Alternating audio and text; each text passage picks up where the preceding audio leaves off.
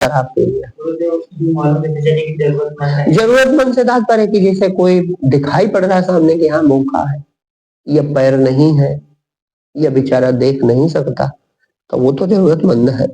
तो जरूरतमंद की अगर आपने सहायता की तो आपका पुण्य बढ़ रहा है। पुण्य माने जीवन सुख, जीवन में सुख आपके आने आना है, कोई रोक नहीं सकता, क्योंकि यही धर्मात्मापना है।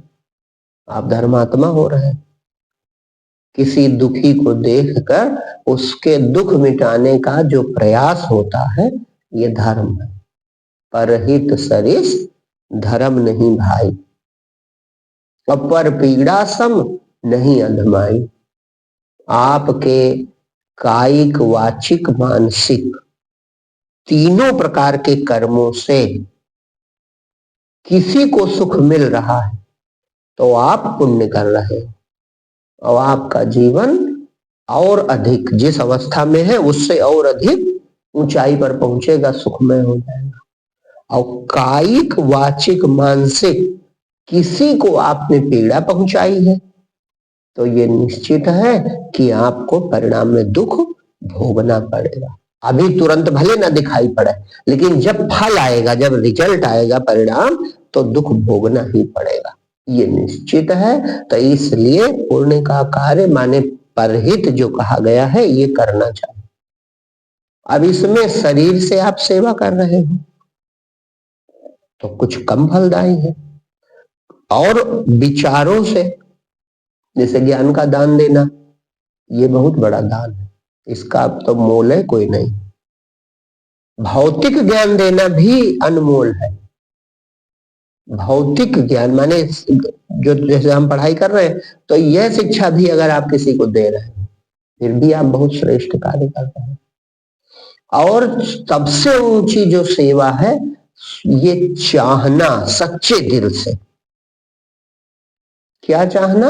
दुखी को देखकर चाहना कि प्रभु इसका दुख मिट जाए।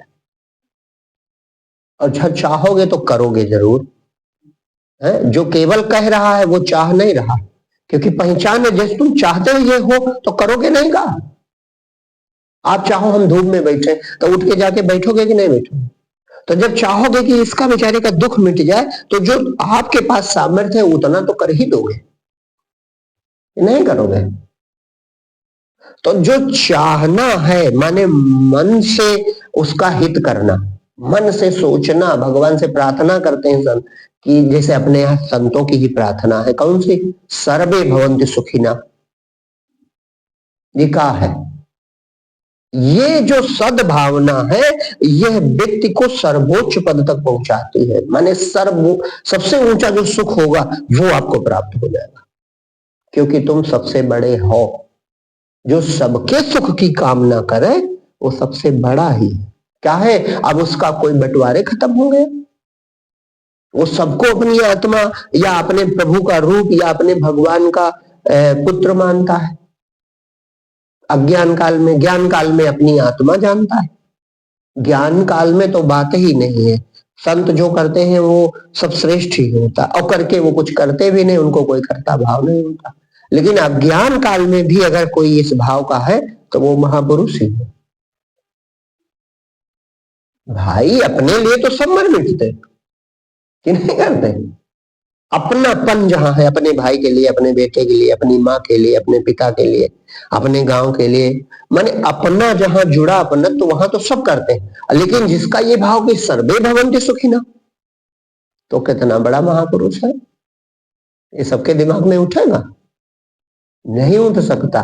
तो जिसका ये भाव होता है कि गरीब को देखा तो सोचा प्रभु इसकी गरीबी मिट जाए, और अपनी जब चाहोगे तो अपनी सहायता भी की, जो थोड़ा उसके द्वारा हो सकती थी वो सहायता कर दी, और अंदर से पीछे ये भाव भी उठा कि प्रभु इसकी गरीबी मिट जाए, प्रभु इसका शरीर बीमार है, इसकी बीमारी दूर हो जाए, प्रभु ऐसी कृपा करो कि इसके शरीर में बहुत रोग है, ये जो है स्वस्थ हो जाए। तो ये जिसका ऐसा हृदय है वो बहुत श्रेष्ठ है, वो महात्मा है, महान आत्मा है, वो बड़ा दिल वाला है।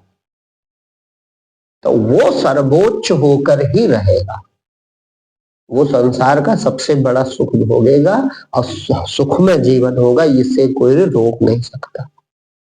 और जो अब ठीक इसी के विपरीत गुण भी, जो अपने अतिरिक्त किसी को अपने से बड़ा नहीं देखना चाहता, हमसे कोई बड़ा ना हो, हमसे कोई ताकतवर ना हो, हमसे कोई अमीर ना हो, हमारे कोई आगे ना निकल जाए, तो उसको फिर अपमान और दुख सहना पड़ेगा, ये निश्चित है। पर पीड़ा सम नहीं अधमाई, जो दूसरे को कष्ट पहुंचाए वाणी से, शरीर से और मन से हानि सोचे, भाई कायिक वाचिक मानसिक उधर भी है, शरीर से भी हानि पहुंचाता है, वाणी से भी चोट करता है, और मन से भी चाहता है दूसरे की हानि। हमारे खेत में पैदा हो जाए, पड़ोसी के खेत में हमारा ये व्यवसाय चल जाए लेकिन इनका न चलने पावे, हमारा लड़का तो सफल हो जाए लेकिन इनका लड़का फेल हो जाए, तो ये निश्चित है वो दुख उठाएगा। क्यों? क्योंकि हर चीज पर वो पीड़ा ही तो है दूसरे की, दूसरे का बुरा चाहने वाला, दूसरे का बुरा करने वाला, दूसरे को बुरा कहने वाला, तो वो अपने दुख की खेती कर रहा है। जब फसल कटेगी तो दुख मिलेगा। और दूसरे का भला चाहने वाला, दूसरे का भला करने वाला, दूसरे का भला सोचने वाला, वो सुख की खेती कर रहा है, उसकी जब फसल कटेगी तो उसको सुख मिलेगा, ये निश्चित है। तो ये हमारा कर्तव्य है। वो तो भगवान का विधान हमने पहले बता दिया, लेकिन हमारा कर्तव्य यही है कि जो हो सके हमें जरूरतमंद की सहायता करनी चाहिए। ये इतना जरूर ध्यान रखें कि जरूरतमंद भूखे को भोजन कराओगे तो पुण्य मिलेगा। और जरूरतमंद से तात्पर्य कि जो सचमुच भूखा है, जिसके पास भोजन की व्यवस्था नहीं है, और आप उसको भोजन दे रहे हो या दे दिया, तो आपने पुण्य किया, श्रेष्ठ काम किया। अब पता चला कि वो अमीर आदमी आया कोई, तो जबरदस्ती ये भी खा लो वो भी खा लो, और उससे अच्छा उसके घर में है, तो आपके परेशान होने कोई मतलब नहीं। काहे उसको चाहबे न करी, वो मन में और यही सोचा दे काहे रूखा सूखा हमें खिलाने परेशान। सज्जन होगा तो हो सकता है स्वीकार कर ले कि भाई बड़ा भाव अच्छा, और नहीं तो आदमी ध्यान नहीं देगा, तो वहां कोई जरूरत नहीं है। लेकिन जरूरतमंद जो है, जिसकी जरूरत है, सहायता की जरूरत है, उसकी सहायता कर दी,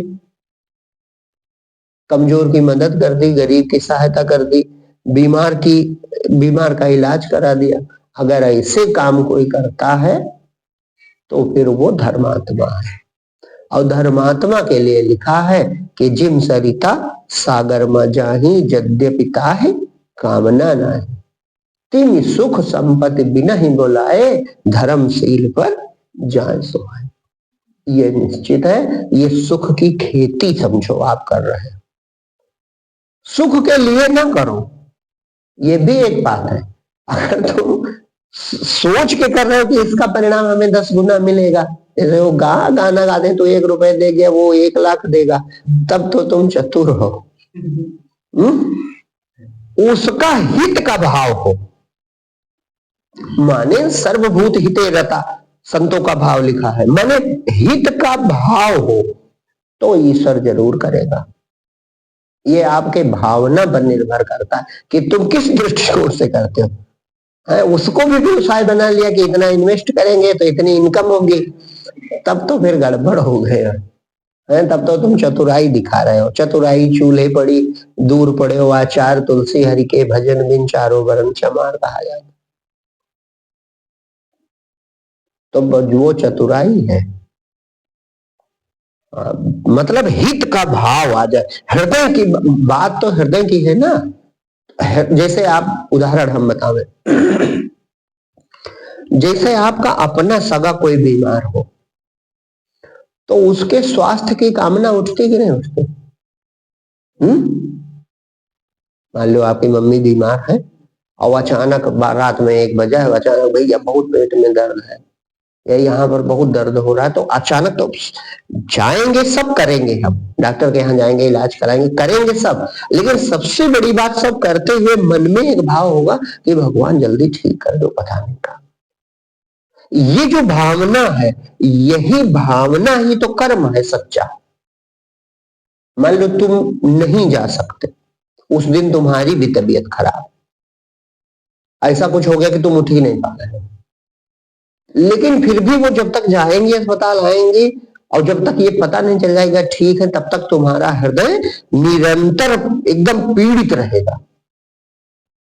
तो तुम कर्म कर रहे हो, भले नहीं जा रहे हो कोई बात नहीं, शरीर तो नहीं जा रहा, लेकिन हृदय तो जा रहा है। हृदय तो पीड़ित है कि नहीं? ये भावना है निरंतर किसके? अपनेपन, जहां पर अपनत्व है उसके हित का भाव। समझ तो आ रहा ना बोलो? भाई एक है तुम गए, बहुत अच्छे, एक है तुम जा ही नहीं सकते, मजबूर थे, जा नहीं सकते थे, लेकिन फिर भी हृदय इस सद्भाव से, उनके हित के भाव से भरा कि नहीं जल्दी ठीक हो जाती, पता नहीं क्या हो गया, जल्दी ठीक हो। जब तक गई, फिर अस्पताल से आ गए या कोई आया, खबर मिली नहीं अब ठीक है, तब तुम्हें संतुष्टि मिली, नहीं तब तक हृदय व्याकुल रहा। तो ये जो हित का भाव है भगवान ये देखते हैं। और शरीर से कोई करे, मान लो समाज में कोई ऐसा है कि शरीर से कर रहा लेकिन मन में सोचे मर जाए छुट्टी में, मतलब अपना नहीं कोई पैसा है, तो फिर नहीं कर रहा। करते हुए भी देखो दो दशाएं हैं, एक कर रहा है और मन में हित का कोई भाव नहीं और बुरा भाव सोच रहा है, अरे मर ही जाए छुट्टी मिले, बड़ा दुष्ट आदमी, तो वो नहीं कर रहा है। और एक नहीं कर रहा है लेकिन हृदय से सोच रहा है, तो वो कर रहा है। इसीलिए भगवान कहते हैं कर्मणा गहना गति, कर्मों की गति बहुत गहन है, समझ पाना बड़ा कठिन। बहुत लोग देखने में भक्त है और दुखी बने रहते हैं, और बहुत लोग देखने में कुछ नहीं है और सुखी है, तो कोई समझे नहीं पाता बात का है। बात यह है कि हृदय भगवान जानते हैं, हृदय तुम कहां जान पाओगे?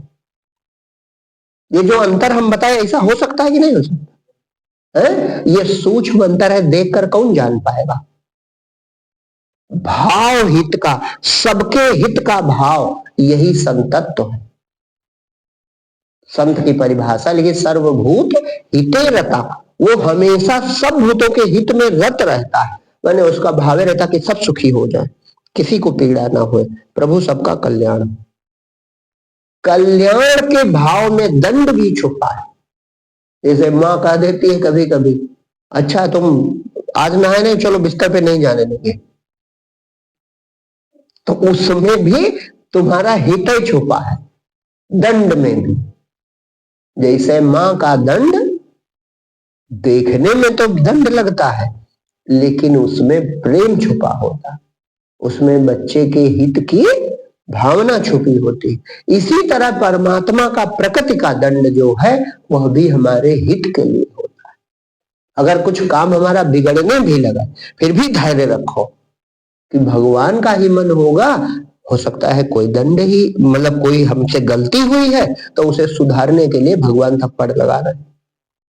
भाई माँ थप्पड़ लगाती है तो किसको लगाती है?